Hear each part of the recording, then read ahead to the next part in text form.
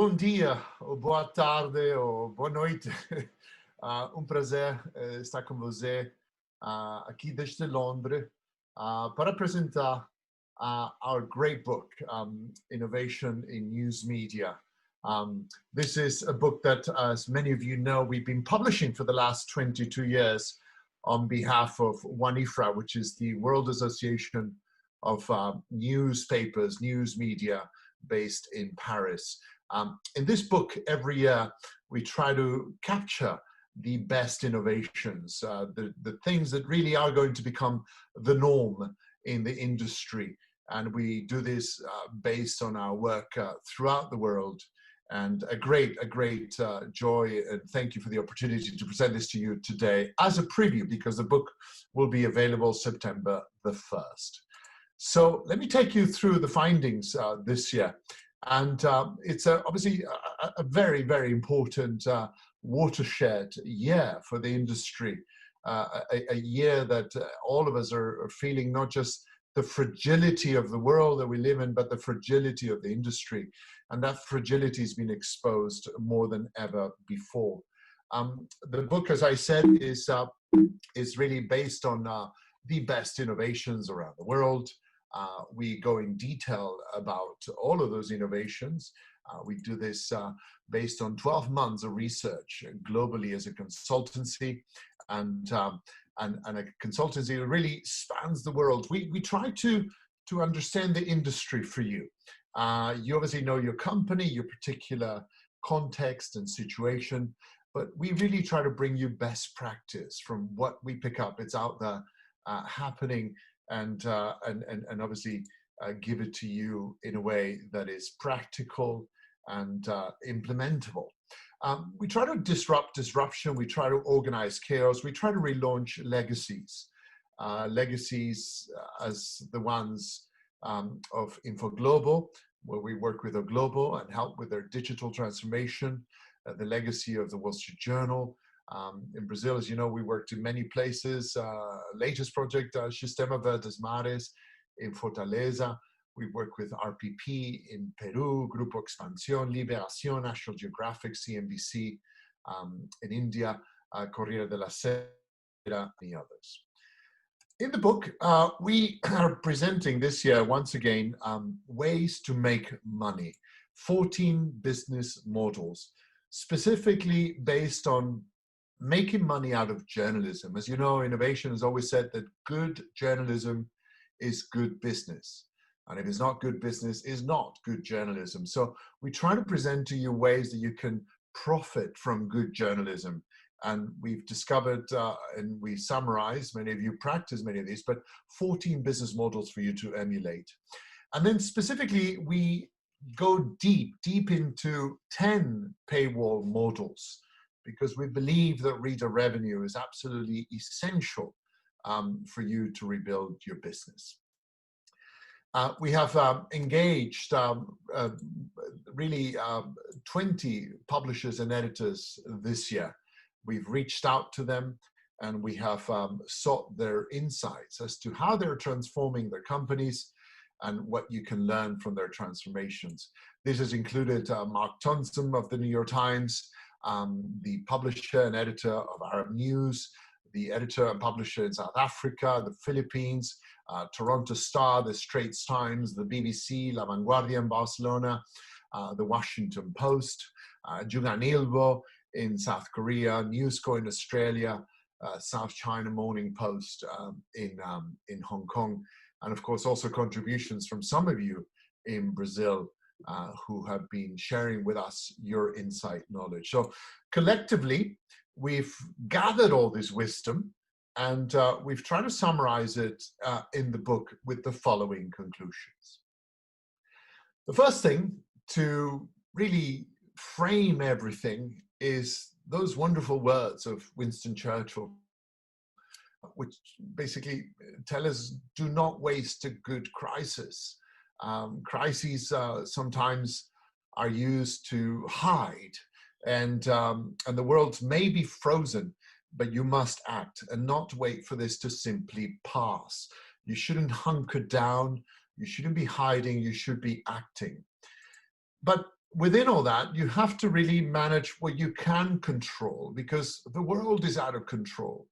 So you can only control certain things. So you need to identify that, because if not, it's overwhelming, because everything is being disrupted. So you have to treat everything that you cannot control as superfluous. We've also concluded and picked up that any trend that was there before this crisis will now accelerate into a norm. And it's famous quote of Vladimir Lenin is so relevant today, that there are decades where nothing happens, and there are weeks, in our case months, where decades happen. And this is so true today. Things that would have taken 5 years to become a reality are becoming the norm in 5 months. People's reading habits have changed. In many countries, people's habit of going to buy a newspaper, sitting down and reading it, or having a coffee in the morning, those habits have changed, because you can't go out and get your newspaper. So many of these trends that we thought may take place over the 5-6 years are now taking place in 5 to 6 months. So what are some of these trends that are now accelerated rapidly? First of all, the migration of readers from print to digital. And that's obvious, and we all knew that was coming, but again, now it's coming faster than we expected. And this applies to everything else. The migration of movie viewers from cinemas to Netflix, the migration of concert goers to people downloading Spotify and so on. So the digital consumption of media, whether it's music, whether it's movies, whether it's audio, and whether it's print news, it's accelerating rapidly. With it comes the migration from ad revenue to reader revenue, because in the past, we had built our internet businesses based very much on reader advertising revenue, and us creating a huge amount of traffic and being able to sell advertising against that traffic. Well, that's changing. That's changing. A lot of the advertising has disappeared over. In some cases, some markets, we've seen a drop of 40% in digital and print advertising. And that is indeed quite worrying, and it must be supplanted with something else, and that is receita por leitor, reader revenue. Another thing we've picked up in talking to these 20 global leaders, and also advising many of you during this crisis to get through, is the violent, vertiginous collapse in trust of social media platforms. Really, this has been quite notable because of their inability to stop fake news, their inability to stop conspiracy theories that in this case can lead to people dying from believing information that is false about how to manage this disease. We've also seen that is the end of free news for Facebook and Google. They will now have to share their revenue. And as you know, this was attempted in Brazil a few years back with mixed results, but this is now picked up a lot of speed. In Australia is now the law. In Europe is becoming the law. It's been delayed a year or so, but in France and in other parts of Europe, they will have to share their revenue from using our news, our journalism. And we cannot, therefore, expect to find a way forward in partnership with these digital platforms until and unless our relationship, which is dysfunctional, is mended. That relationship has to change. And I know many of you participate in the Facebook Journalism Project and the Google News Initiative, and that's wonderful. It's great that they're engaging with us and participating with us, but the relationship has to change at a fundamental level. They are engaging with us just by giving us some money, but really we must go back to basics and change the relationship. We cannot really find a way forward together unless the relationship is fundamentally changed. A big issue that was there before is going to get worse. The populist war on news media is going to continue, and it's going to get worse. We see no sign of that abating. And it makes sense. It makes sense because people now realize the value of journalism in a pandemic. They realize the importance of having independent, reliable information when your leader is denying the reality and is waging a war on science. So they're also waging a war now on the journalism that is often reporting that science. A great deal of talk has taken place in the last few months about the home newsroom. Well, this is absolute nonsense. We've seen globally that this is really, it's been a desperate measure for desperate times, but the Reda Zarcaseira is really not going to catch on. You cannot do journalism at home. Journalism is done in the street. Journalism is done face-to-face with good editors that have a conversation with you, that discuss your sources, your angle, and your style for the piece. And that just cannot happen virtually. Journalism is also obviously done in the field, using your shoes, being out there, meeting sources, witnessing events, and obviously doorstepping politicians. Look, the word reporting, reporter, comes from reporting something you see, something that you're a first-hand eyewitness to, and you can with veracity say, I was there, I saw it, and here it is, my report on it. You can't do this from home. So really this Facebook journalism, journalism in a computer, where we have journalists today saying he said on Twitter, she said on Twitter, this is just not going to be viable going forward. Journalism has to be done face to face, not on Facebook. And if we do that kind of journalism, really that journalism will be worth paying for. Also, we've seen that productivity at home drops dramatically, more than 40% in many markets, because human beings they need a balance between home and the office. Really, the home is for family, the home is for resting, and work is for work. So you are going to decrease the productivity of your team, of your journalists, if you demand that they continue to work from home. Of course, your office, your newsroom should be equipped to deal with this pandemic. You should take every precaution. That's very, very important. But our message is not to be carefree about this, but to understand that you really, really must go back to the basics of what is journalism. Another big thing is a trend, and unfortunately we've seen this trend in Brazil of news operations shutting down their print operation. And that has been done out of desperation. So a conclusion is do not shut down your print operation to convince yourself that you're now digital first. We've seen desperate measures are really for desperate times, but they shouldn't really become the norm. You need to become digital first when your revenue is digital first. And this is the trick. You need to become digitally sustainable before you become print unsustainable. Indeed, you will become print unsustainable. The revenue will not in your business come from print. Print will probably remain for a long, long time, but that's not going to be your primary source of revenue. So you have to become digitally sustainable before you become print unsustainable.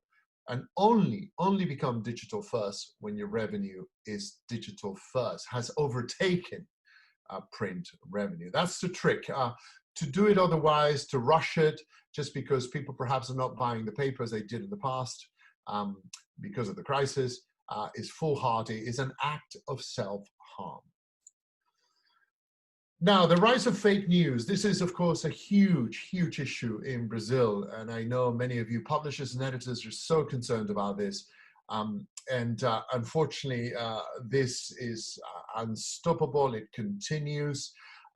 But we see a very interesting trend.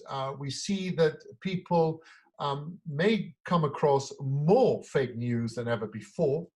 However, they have now understood and seen the value in journalism in exposing fake news for what it is, showing that it is indeed a false information, propaganda, and replacing it with either fact-checking or replacing it with good journalism. So it's a two-sided issue. On the one hand, is increasing. On the other hand, journalism is being saved as a result of us being able to demonstrate to readers that we can expose fake news for what it is. And in addition to exposing it, a very interesting trend we've seen is that the people who have been selling or presenting this fake news to us are now being exposed for what they are. People without any judgment criteria or care that journalists apply to sharing information. And interesting that many advertisers have now migrated, have taken their advertising away from these people, and many of them have been celebrities sharing hoaxes, celebrities sharing complete fake news, and advertisers saying this is dangerous. We don't want our brand attached with that. So some of that advertising, interestingly enough, is coming back to journalism, who are in the process of exposing fake news for what it is. There is finally a global recognition, not just in Brazil, but all over the world, that indeed independent journalism is valuable and it should be paid for. And this is a very important moment for all of us to seize and to take advantage of. And this is, again, the silver lining in this miasma of pessimism, this cloud that we're under. So this is a silver lining for our profession. People have rediscovered the value of journalism, and many are now convinced that it's worth paying for. Journalism matters. It is important. It is important to make life or death decisions. It's important to indeed hold populists to account.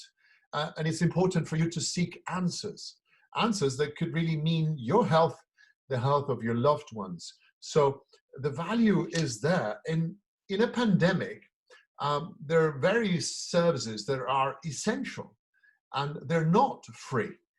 Medicines are not free. Water is not free. Electricity, the internet, they're not free. You have to pay for them. And now people have realized that information, independent quality information, is also essential and should also not be free. So you should have the confidence to charge. And let me explain what I mean by that. You cannot charge for breaking news. That is your social contract. That is your agreement with your readers to give them breaking news as to what's happening. That's your responsibility. So you will never make money out of breaking news, but you will and can and should make money out of advanced journalism, explaining why this is happening, going into detail as to what is true or not true. So that is essential information. It has value and you should charge for it, even in a pandemic. I know it's difficult to get your head around it, but it's important. And many publishers have been doing this, adopting a freemium model. So breaking news for free and deep analysis, understanding advanced journalism, you should charge for it. Which means that this is the moment you have to invest in your newsrooms. You need to invest in journalism, and you need to sell that journalism with confidence. Look, we've been selling the wrong thing. We've been selling advertising for far too long. Advertising that we were promised we would get, revenue we get from that advertising, if we built huge audiences through clickbait journalism. And that has just not happened. We have to stop selling advertising and we have to start selling journalism. Another big thing we've picked up, and this is a concern of us because it is also picking up speed in some markets, Brazil one of them, and it's non-profit journalism. Non-profit journalism is a really bad idea, because someone eventually pays, and you will have to pay through your independence. Really, you cannot have a free country without a free press. The press will not be free if it's not independent, and it will not be independent if it is not profitable. And you as a business, as a journalism business, cannot stand on your own 2 feet. And you stand on your own 2 feet when people pay for your journalism. So there's no such thing as free money. So be very, very careful about this, because it's not a sustainable model. And Thomas Jefferson said this, and it's so relevant. You know, we're left for me to decide whether we should have a government without newspapers or newspapers without a government. I should not hesitate a moment to prefer the latter, to prefer a government without newspapers, or newspapers without a government. So our liberty depends on the liberty of the press, the freedom of the press, and that cannot be limited without being lost. The moment you limit it, you lose it. And you limit it by indeed having somebody that pays your bills rather than readers paying for your journalism. So monetization, let's talk about this, because it's, of course, very important if you're to become a non-profit journalistic organization, or if you're to turn around your business. We have 14 business models, and these 14 business models, we have been updated every year. And in this year's book, we will update them further. And there are a few other models that have changed. I'm going to take you very quickly through these. I'm going to go quickly so you can indeed look at the book when it comes out in more detail.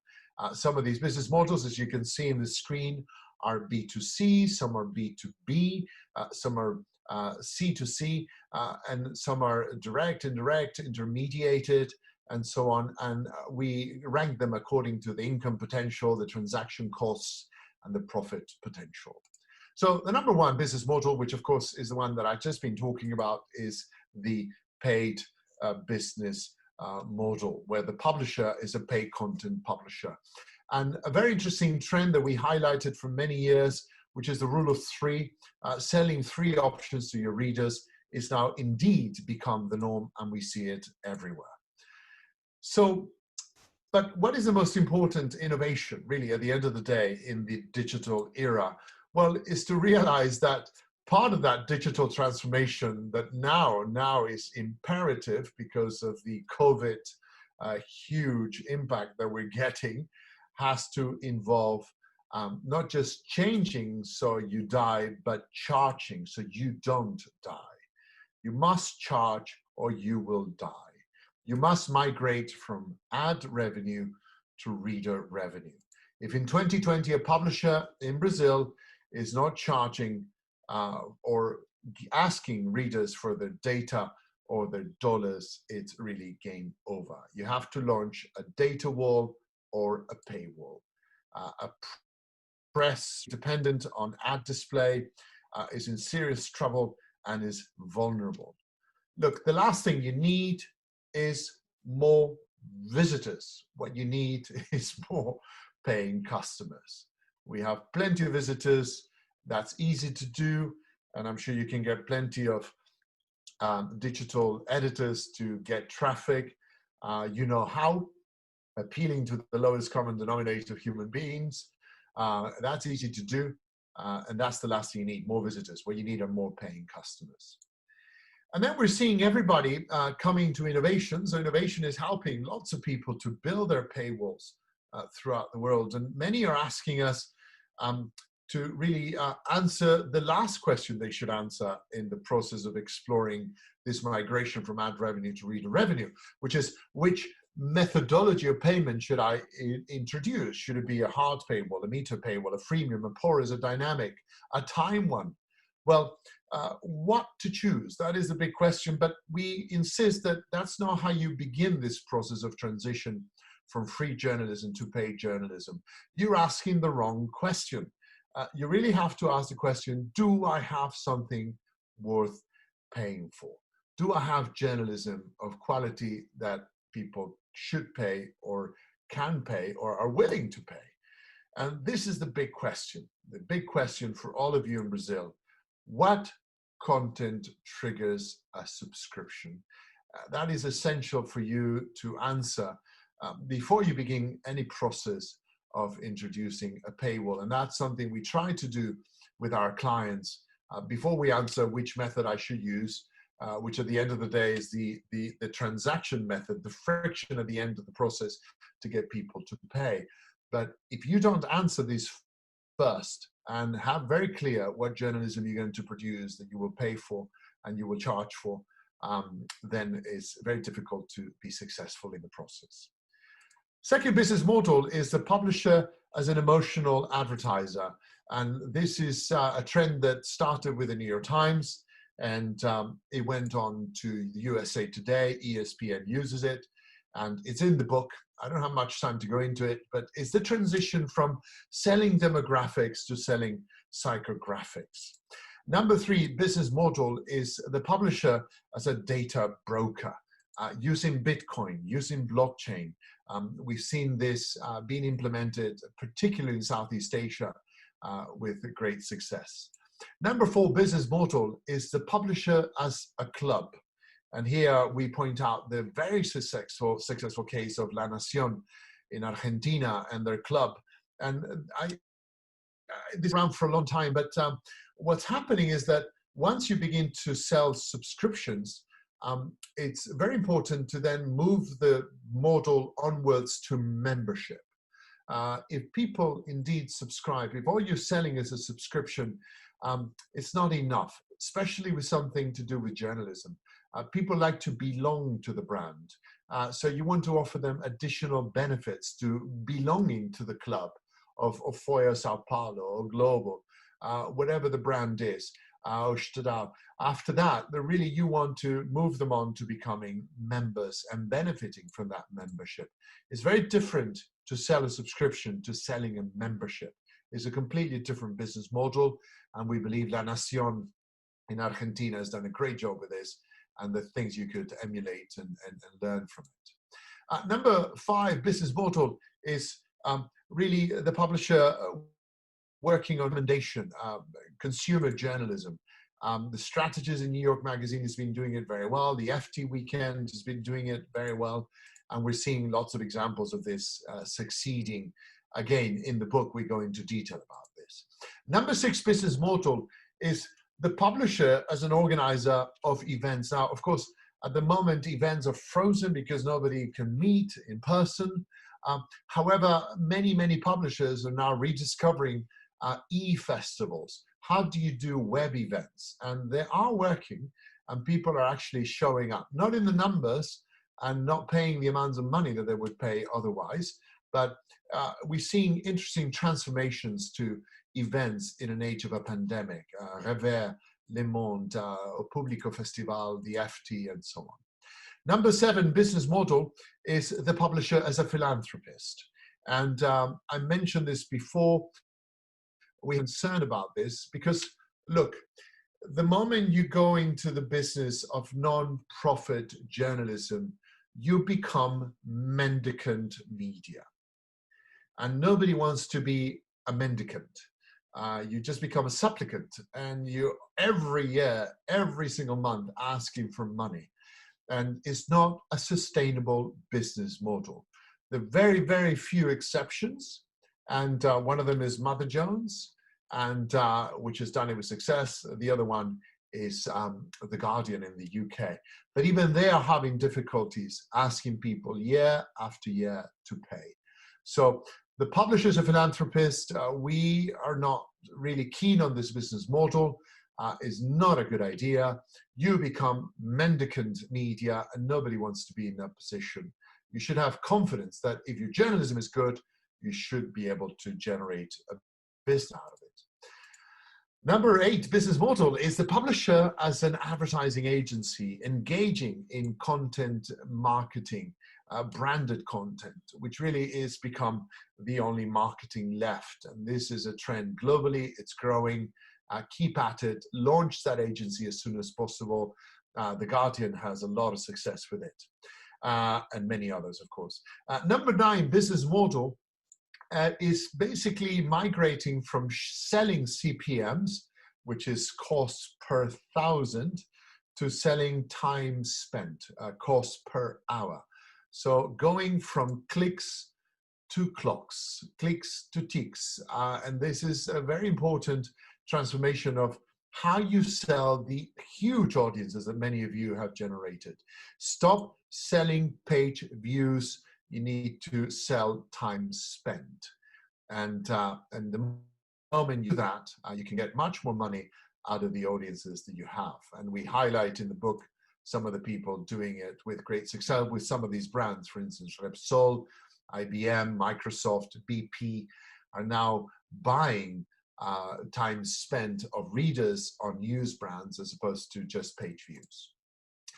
Number 10 business model is the publisher as a brand licensor. And this is interesting. Once you move into a subscription model, into a membership model, and you have that affiliation with your brand, your reader really is happy to pay for additional products. So this is called affiliate revenue. Some of it is license revenue. Forbes has done this very well, not just with courses and rankings, but also lending, licensing their name to buildings.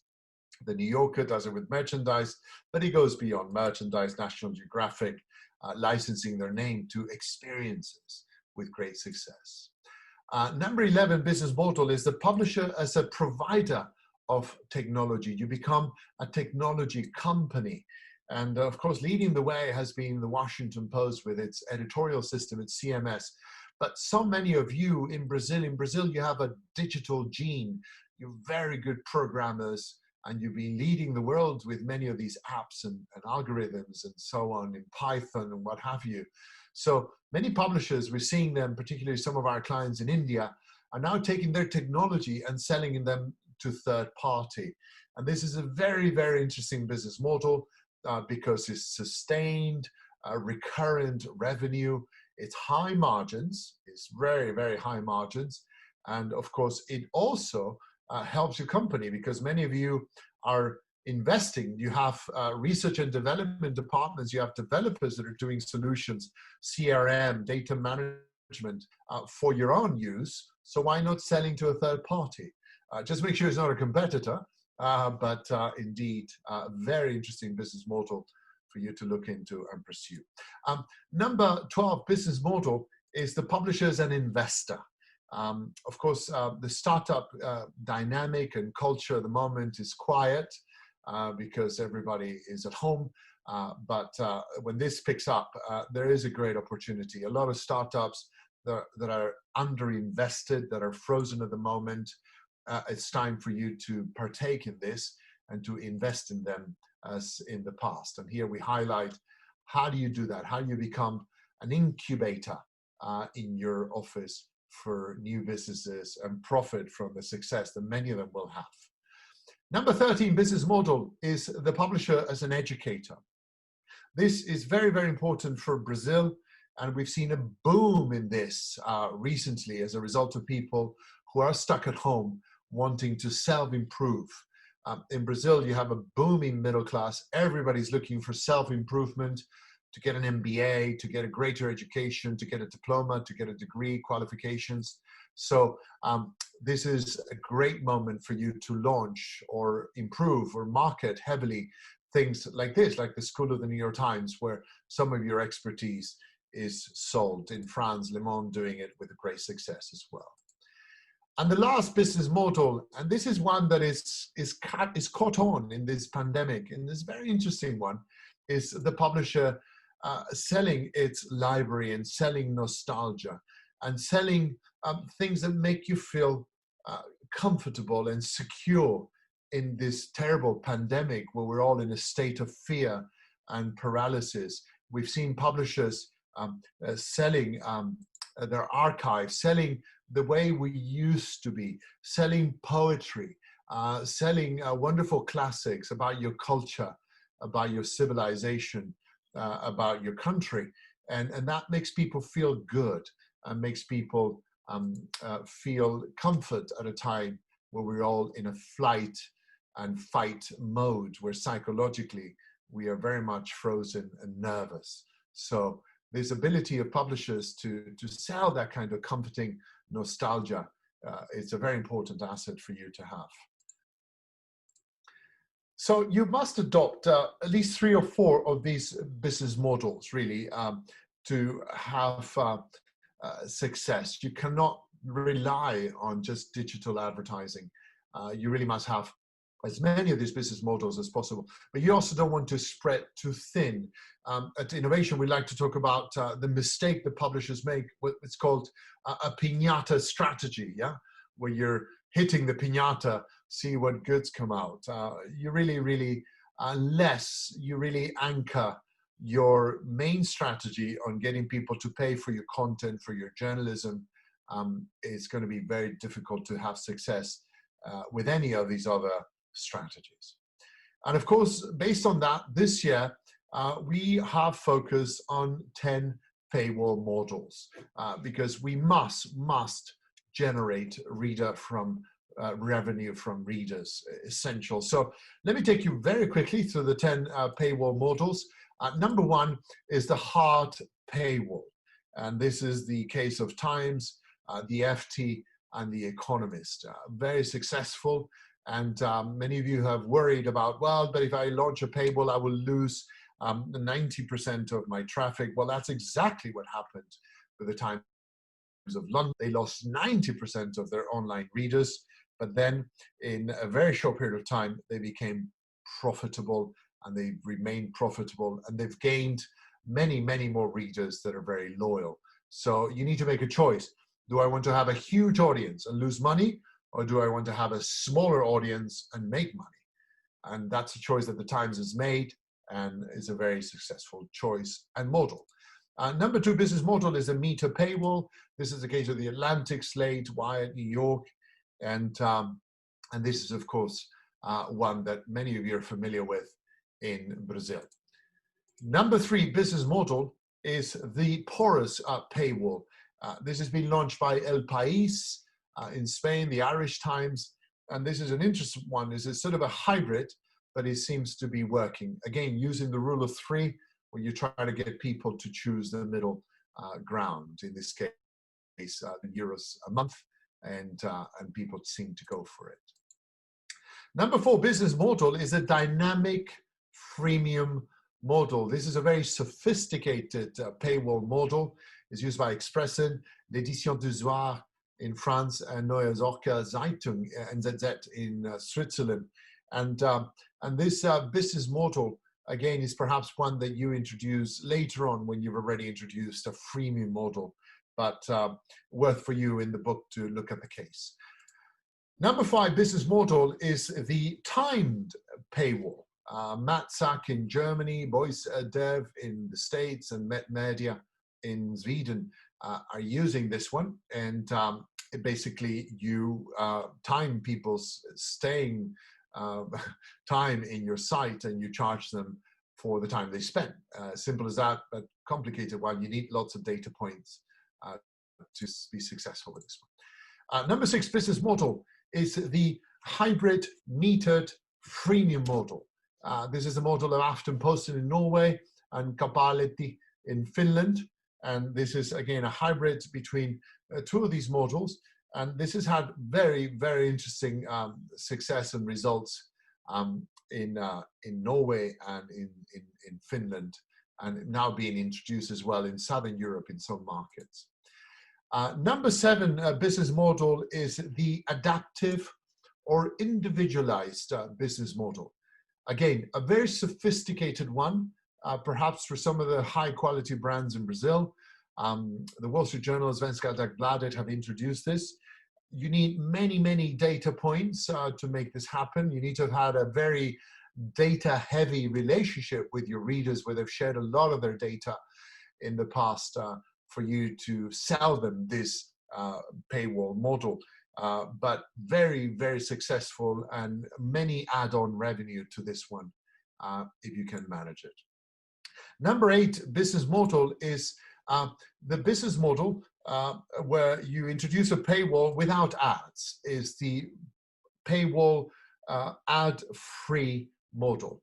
No ads. The Athletic is doing it. The Information in the States is doing it.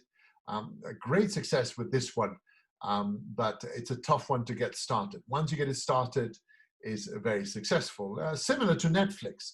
Netflix has no advertising. Prime Video has no advertising. Apple TV has no advertising. So it's a similar one. You pay and you get an ad-free experience. Number 9 business model is the micro membership model, where you charge for specific things. This has been pioneered by the group of Hearst magazines. Bazaar Bridal is a very successful one, but you also may know it with New York Times crosswords, New York Times cooking, and you're essentially just paying for a specific experience, a specific vertical within all the content that a news organization is offering. And the final business model is the donation membership model.